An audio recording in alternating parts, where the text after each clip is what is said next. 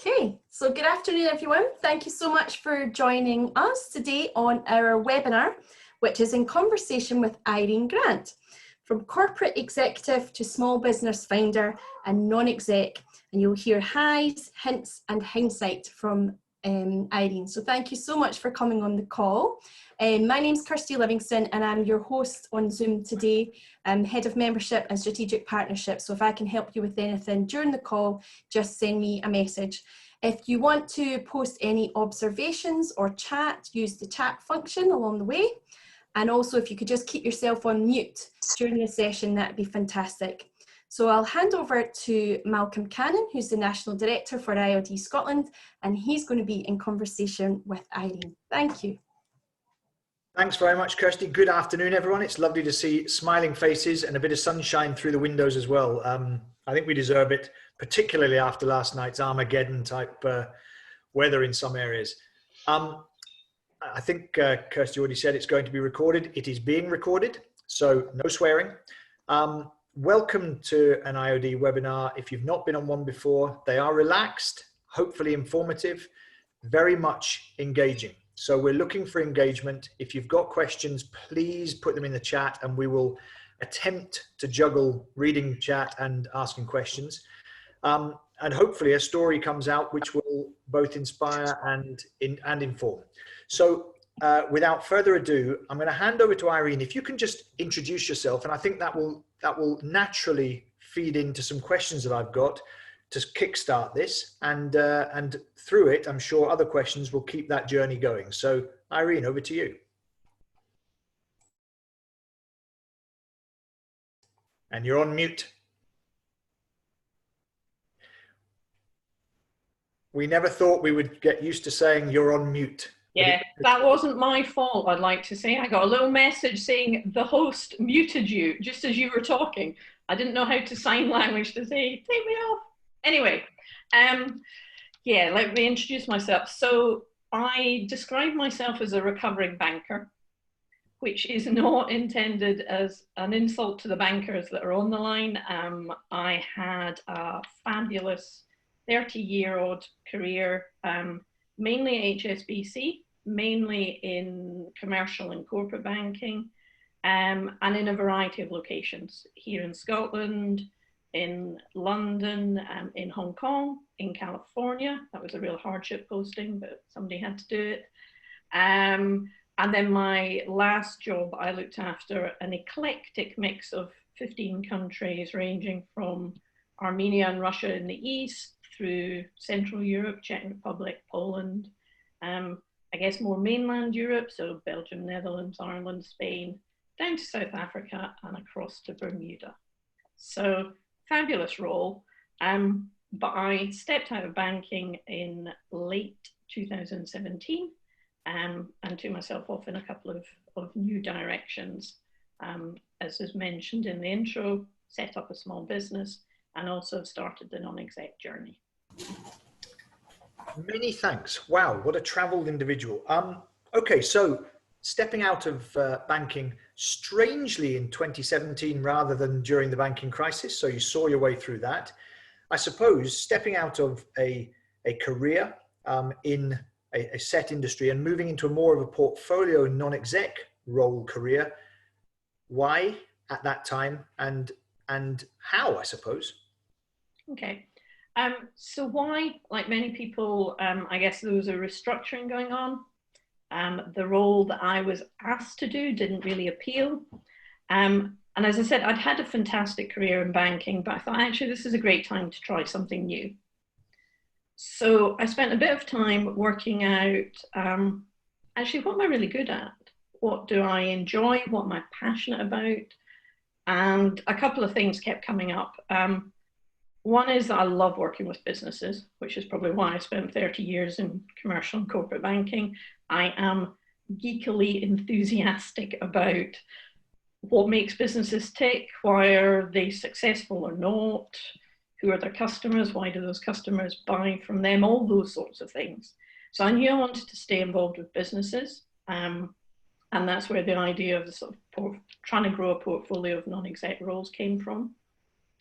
And at the same time, I've had great satisfaction from helping individuals develop, being the best they can be.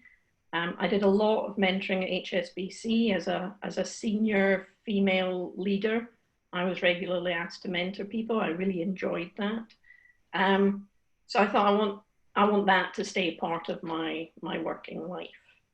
How did I go about it? I like to do everything professionally and the best I can. So on the coaching side, I enrolled a program at the Edinburgh Coaching Academy, which led to a qualification with the Institute of Leadership and Management, a level 7 qualification in executive coaching and mentoring. And on the NXD side, I did a one-day workshop at the Institute of Directors with David Watt, which was great. And then a slightly longer program of evening sessions put together by the University of Edinburgh and FWB. Yeah. And those really gave me, they kind of opened my eyes to the breadth of responsibilities, but also opportunities in the non-exec world.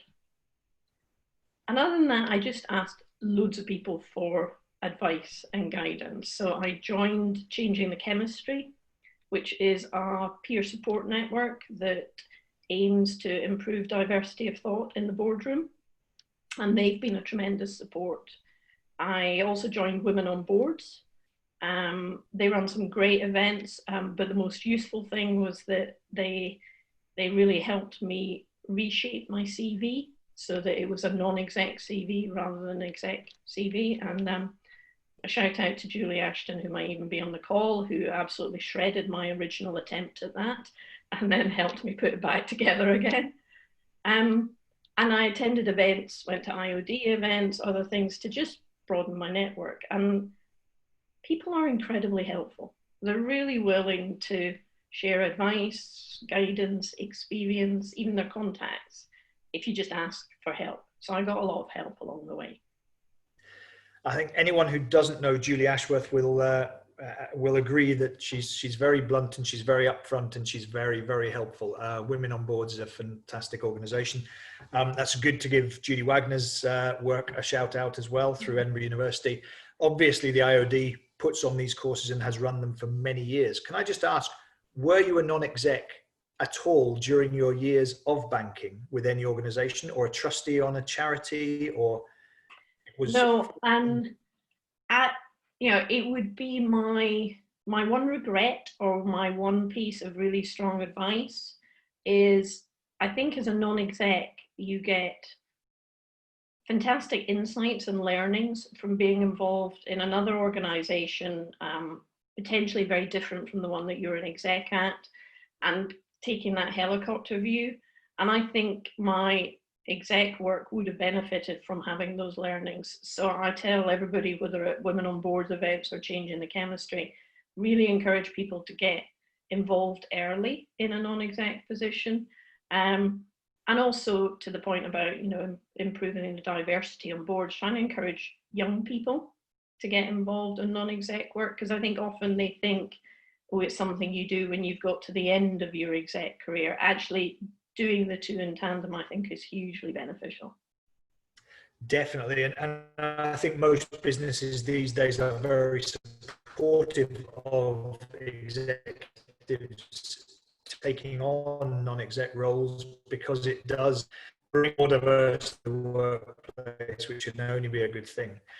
Exec roles on the whole, certainly in Scotland, do tend to be unremunerated. Is that how you started as well? It is, and I'm laughing slightly because I got two very different pieces of advice about it. From the sort of the headhunters, they were like, well, yeah, you might want to have a charity role, but don't do that first, because people think that's the only type of non-exec roles you want, which it absolutely isn't. I need paid roles too. And others said, take on charity roles because it's a great way to cut your teeth and learn about non-exec work and get some credibility onto your CV. I knew I definitely wanted a charity role within the portfolio. And the advice I was given, and that I'd say to others, is, you know, choose something that you're really passionate about, because you're giving your time and your expertise for free. So it wants to be something that you really want to engage with.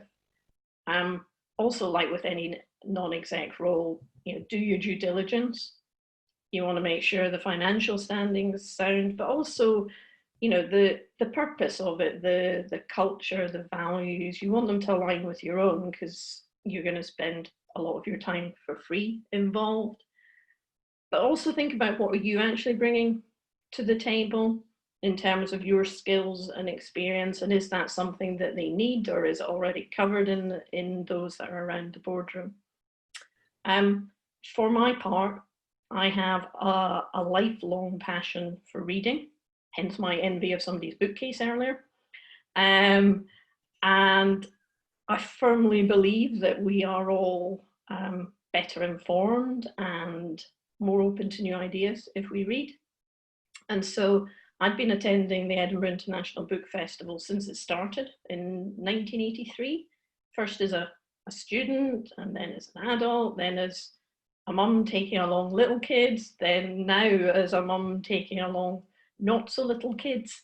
And I've loved watching it evolve, so that it's now, it's a fantastic coming together of authors and publishers and audiences to celebrate books, but also to share ideas and a safe space for debate, which I think is increasingly important in today's world, and with contribution from all over the world. So I was just incredibly lucky. I was on their website, and they happened to be advertising for a non-exec with a passion for the book festival and experience in finance and risk. And I thought, this is my dream non-exec role, never mind whether I should do charity first or not. Put in my application, had a nerve-wracking but weirdly enjoyable interview, and was offered a position on the board as a trustee of the charity and a non-exec. And they have a great exec team, and they have a fantastic board of diverse characters. But I still feel I'm adding value through my background in finance and my background in risk, just bring a bit more rigor to those areas. Even so, I didn't think I'd be helping them navigate a crisis as big as the pandemic. But the work that the exec team and the non-execs have done together has been a pleasure to be part of. We decided pretty early on that we couldn't hold the physical festival that you're all used to seeing right outside the IOD in Charlotte Square Gardens. You know, in that big theatre, we have 700 odd people, shoulder to shoulder. So we didn't think that was going to be happening by August, but took the, I think, quite bold decision that we still wanted to do something. So on Saturday, the online festival will start. There are 140 events, a mixture of adult and kids. They're all free, which as a charity was quite a big statement for us to make as well.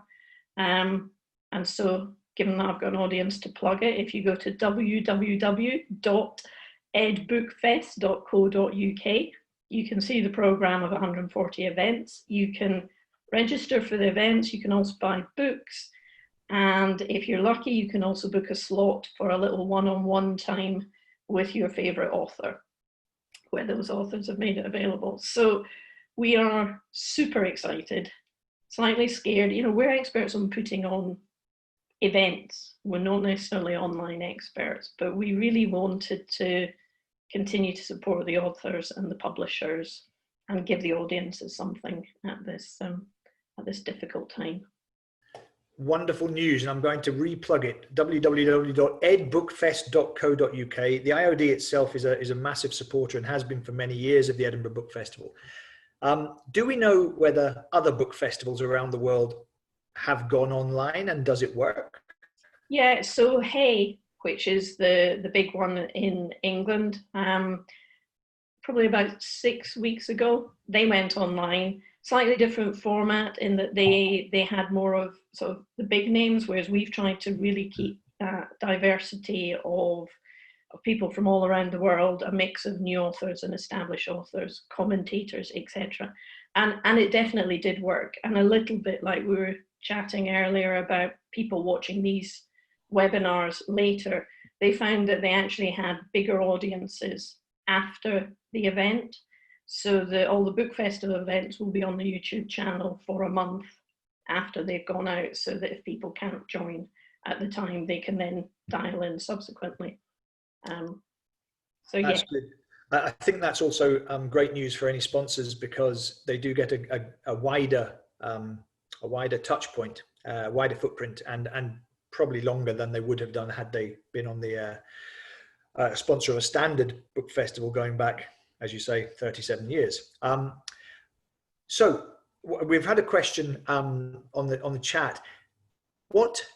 When you mentioned about having your original CV ripped up, what learnings did you get, or what learnings did you have in terms of moving it from a standard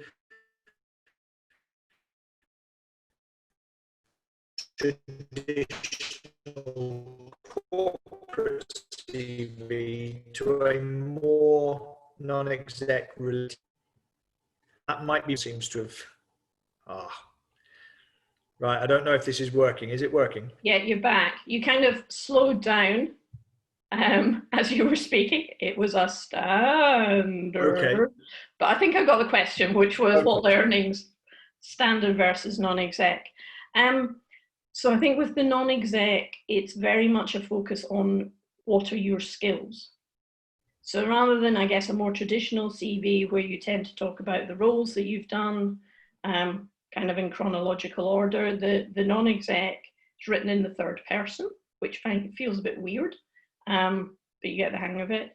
It's very much a focus on your skills, very punchy, and very much around the evidence of those. So if you are talking about, if you're talking about the roles that you did, you talk very clearly about what were your achievements in those roles, rather than more of a sort of chronological, here's what I did, where I did, when. I think we've lost Mark. Sorry, I've switched my video off just in case that's affecting my my bandwidth. I'm not sure, but hopefully you can still hear me. There's another question about particularly the difference between a charity and a standard corporate non-exec role, the differences of skill sets you require from being a trustee on the International Book Festival board or board of trustees to a normal NXT job in a commercial venture. I'm not sure that there's differences in skills, because it will depend what that charity is looking for and what the corporate is looking for, and your responsibilities legally are exactly the same. And I think that's one of the things that people perhaps misunderstand until they get in, is that as a non-exec director, you have exactly the same legal responsibilities as a director. And in many ways it's more challenging, because obviously you don't have quite the same visibility as an exec director who's in the business day in, day out. The charity, I found there's a lot of guidance around your responsibilities as a trustee of the charity. The charity's regulator publishes your roles and your responsibilities. So I wouldn't say there's necessarily a difference. I guess there were more charity roles available, because there are lots of small charities, particularly at this time, who are seeking professional help, if you like, and having a non-exec is an easy way for them to engage with that professional help. And people say, I haven't quite found it with the book festival, but people say whatever the time that the charity asks of you, you can expect to double that in reality, because they really do need a little bit more help, because they don't have the resources perhaps to employ professional advice the way that corporates might do. I think that's absolutely fair comment about the responsibilities and the likely skill sets that are required between the two. I have found it a slightly different environment between working for as a trustee on a charity and working as a non-exec in a commercial venture, but probably due to the people involved in each rather than the actual functions required. So a non-exec portfolio career, but also juggling that with trying to develop your own business. Your own business, how does that compare with big corporation mindset and functions? And how do you juggle time to do all of those different and very different aspects of your day-to-day life? Yeah, I found stepping out of the corporate world, where I'd been all my career, into setting up my own business, liberating and scary.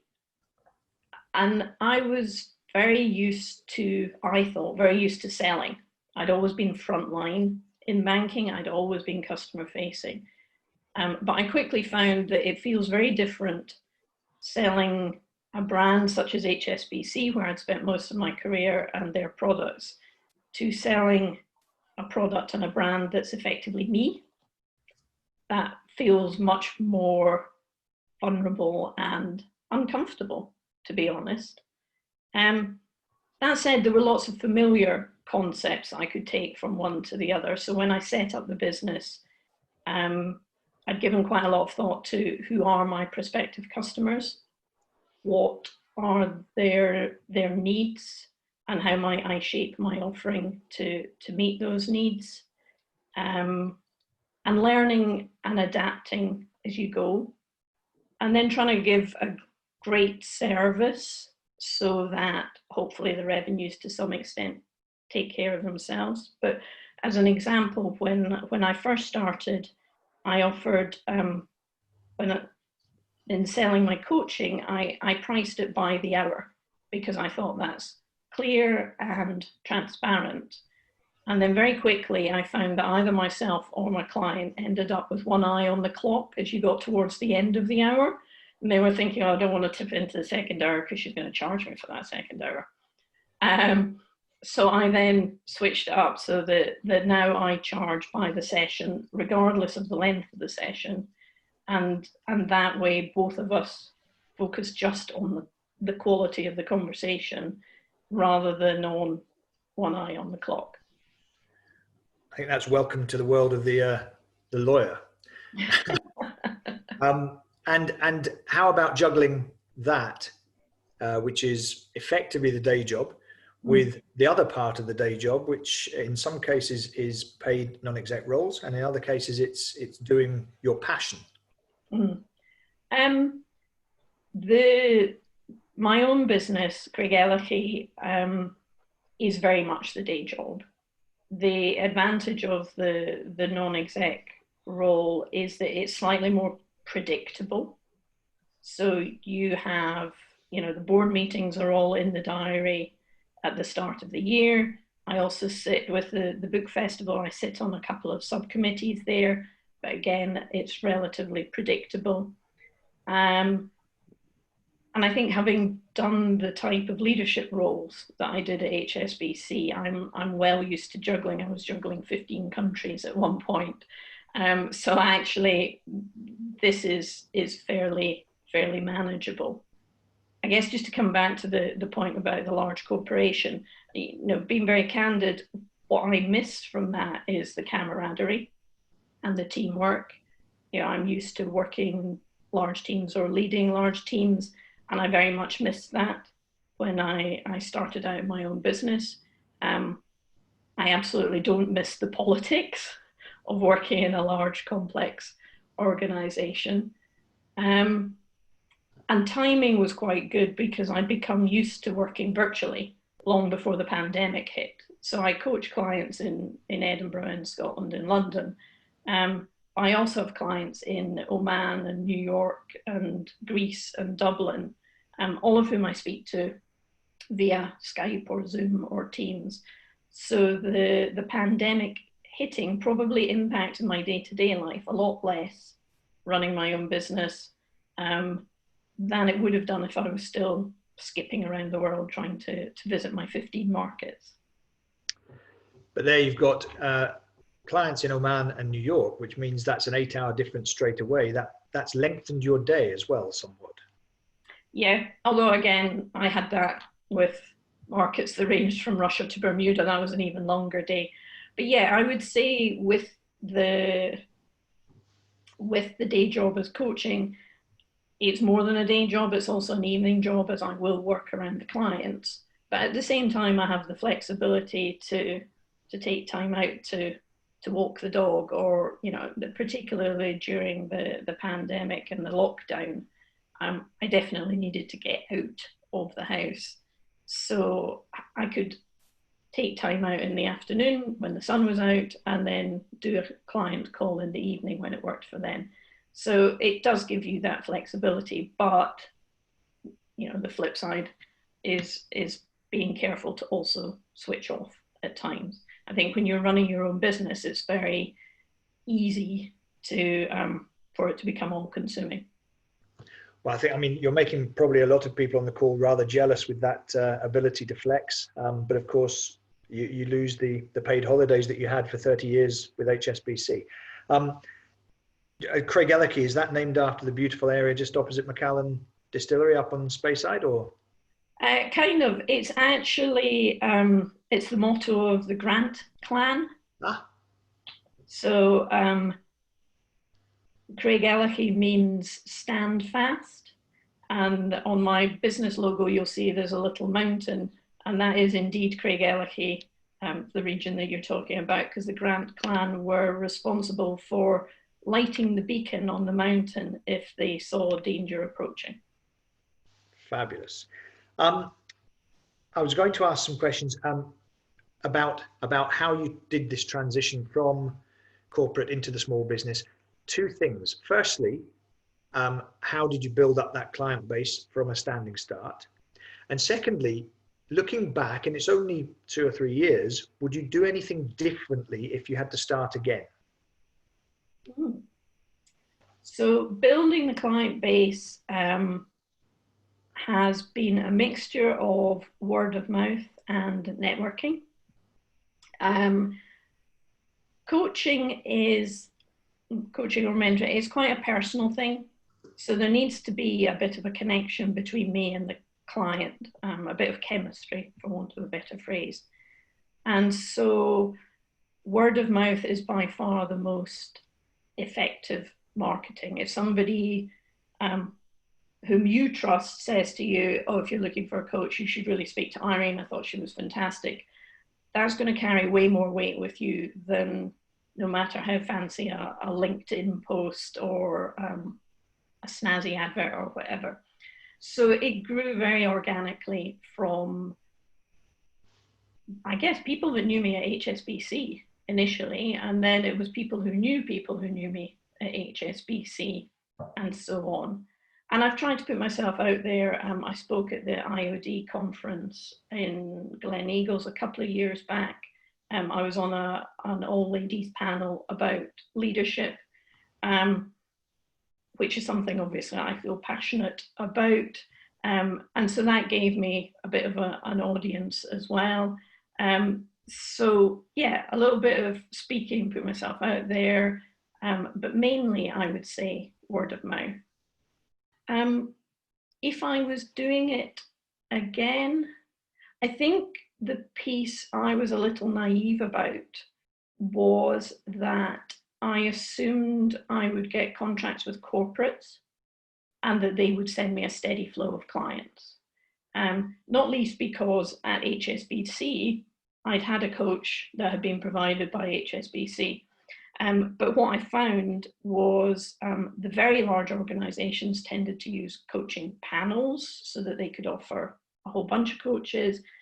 And a lot of the smaller or the SME still see coaching as something remedial rather than something that is hugely helpful to senior execs who kind of have already made it, in inverted commas, but still have challenges and opportunities, or to talent, which was where I thought I'd spend a lot of my time, was was helping the next generation prepare for being leaders.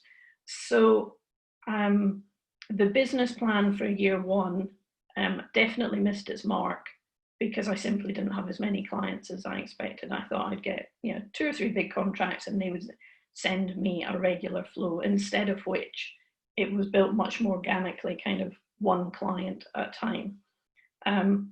So could I have done anything differently? I'm not sure, but I would have been better prepared for the amount of business development that I was going to have to do. I drank a lot of coffee in year one.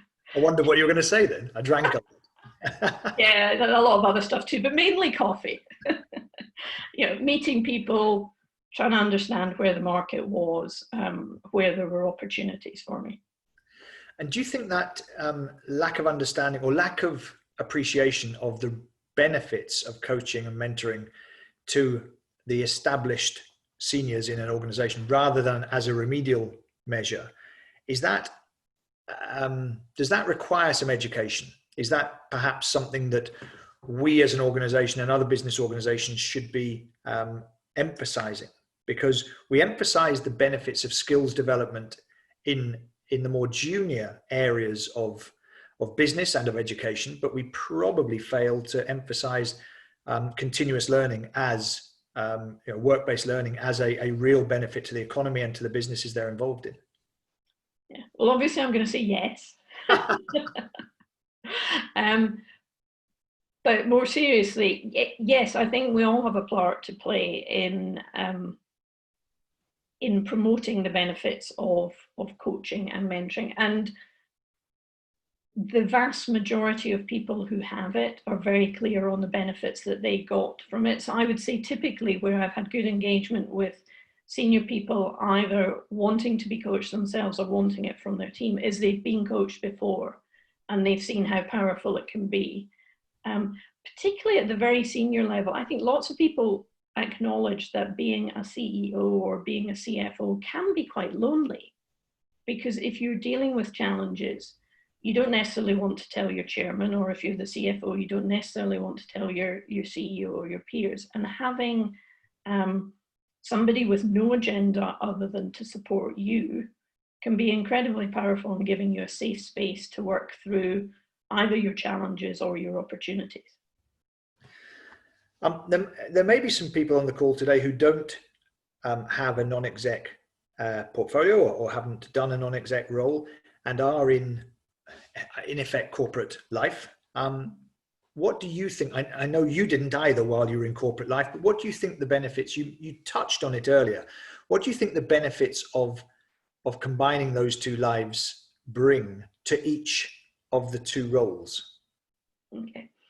So I think if you're an executive, it's very easy to get immersed in your company, your sector, and not necessarily feel that you have the time or the place or resource to lift your head up and see what else is happening. Whereas if you step into a non-exec role, and if you're an exec, your company will want you to do it in something very different so that there's no risk of competitor conflict of interest type issues.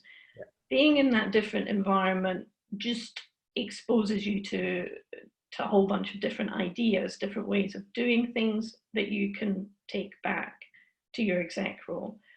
But also as a non-exec, you operate in quite a different way. It might actually have been David Watt, I can't remember. Somebody said to me, the easiest way to think of a non-exec is eyes on, hands off.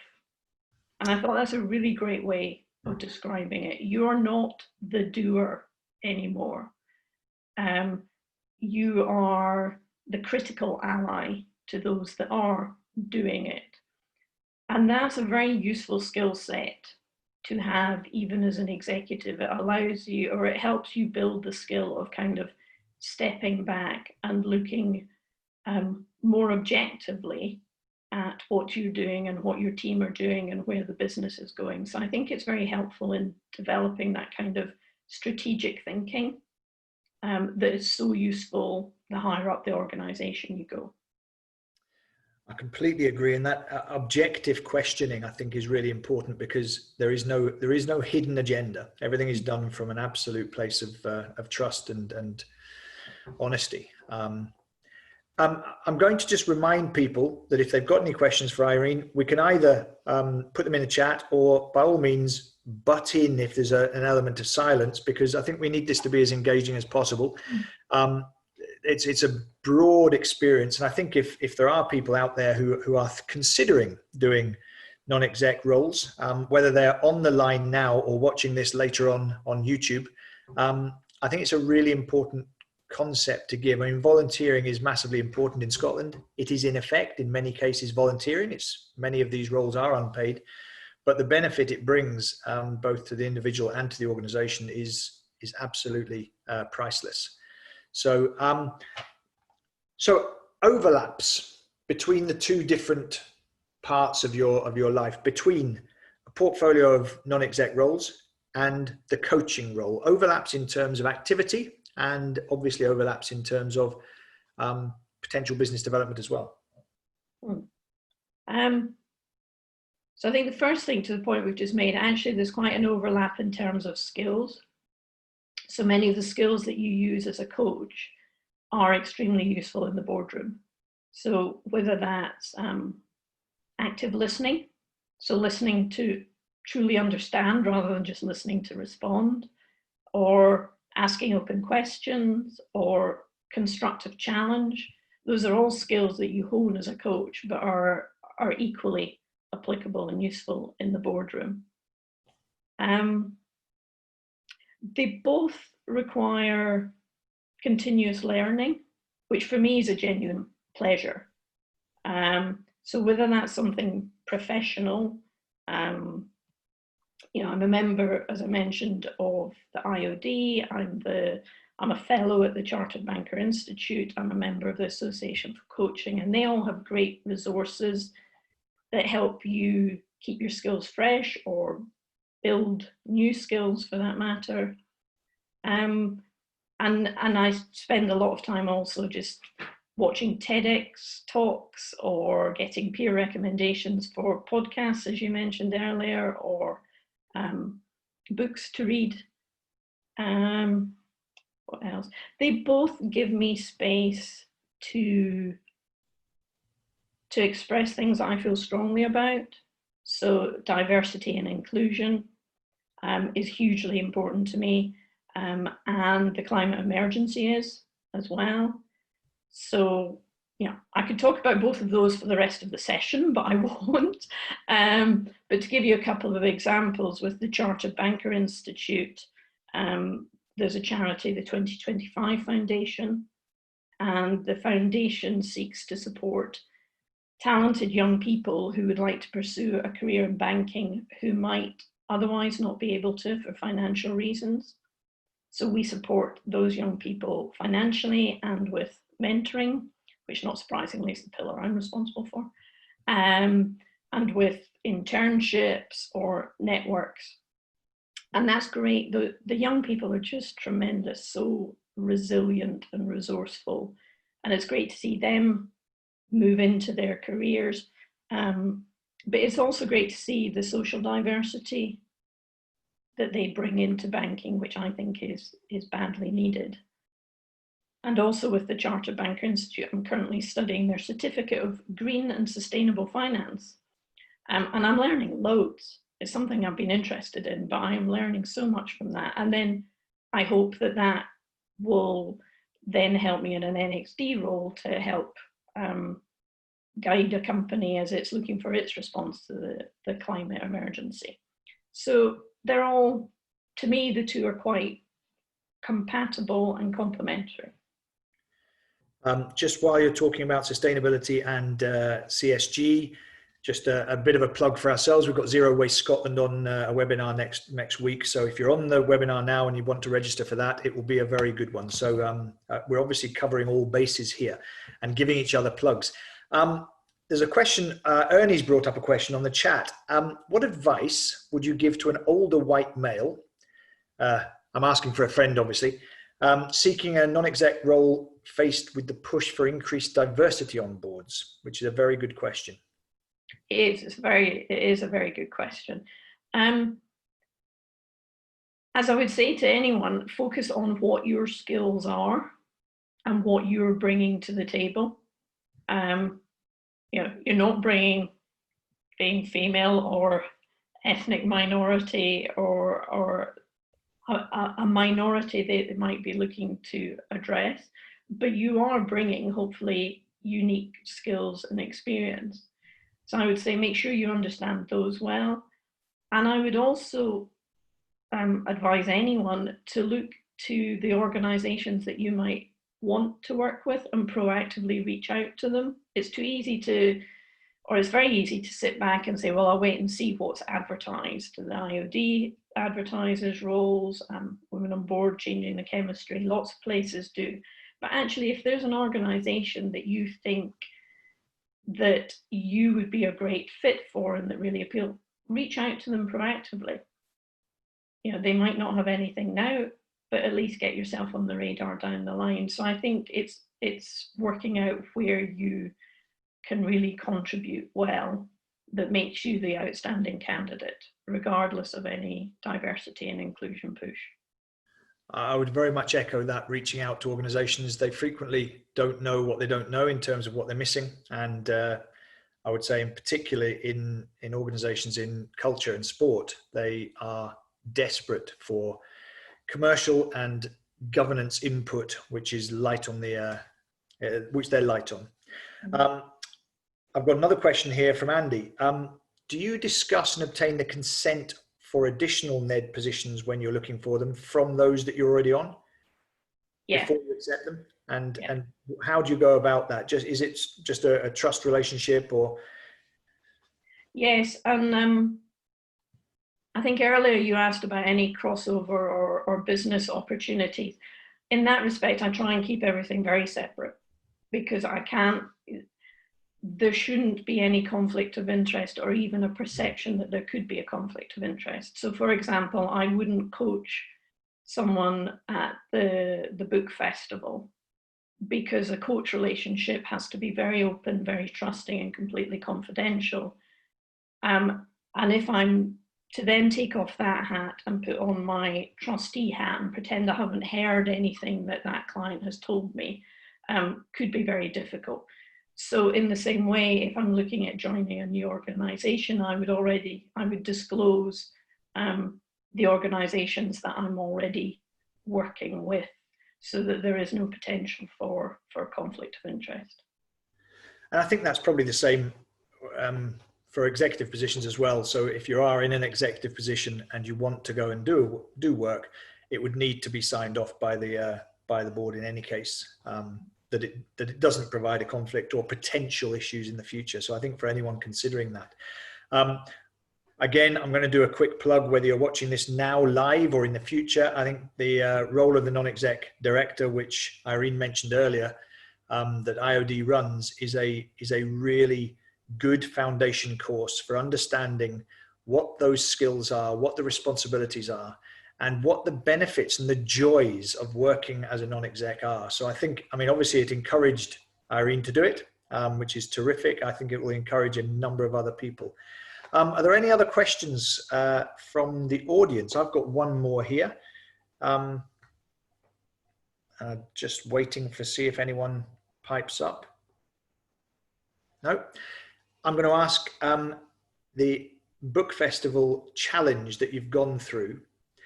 Are you assuming that's the last time that this type of challenge will happen and that you'll be going back to a normal physical festival, or are you assuming this is the shape of things to come? We are assuming that next year's festival will look different to both last year's festival and this year's festival. For a number of reasons. So one will be COVID.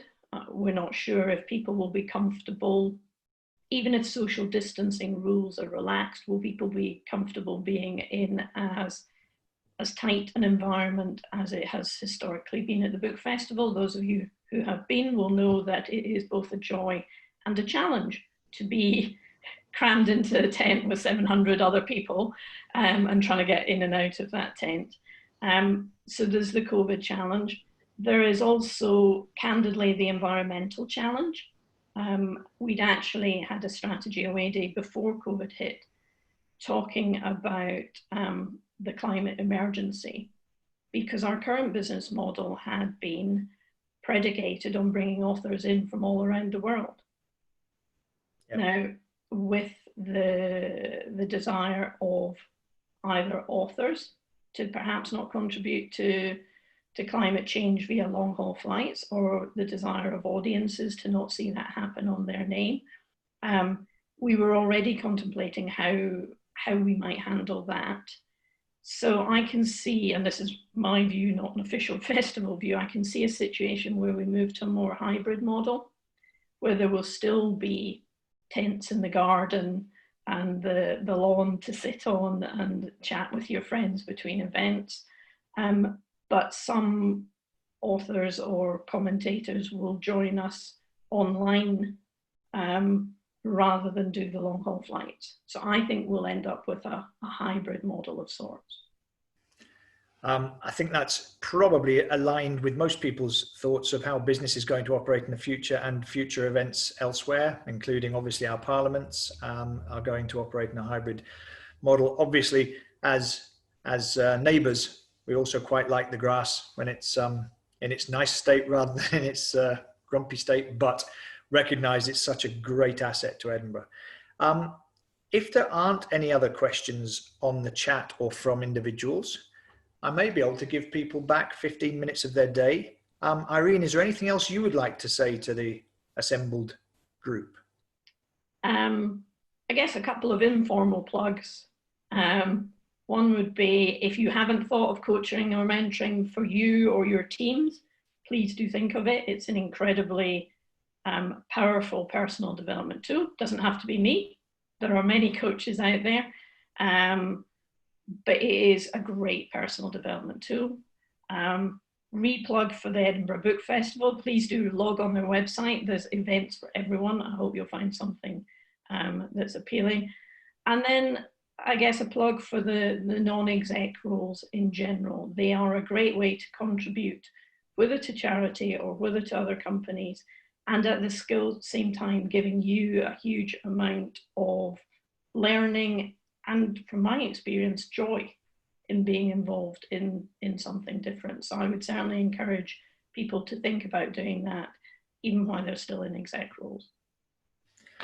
Many thanks. Those are really useful tips. Very appropriate and fine plugs as well. So many thanks for that.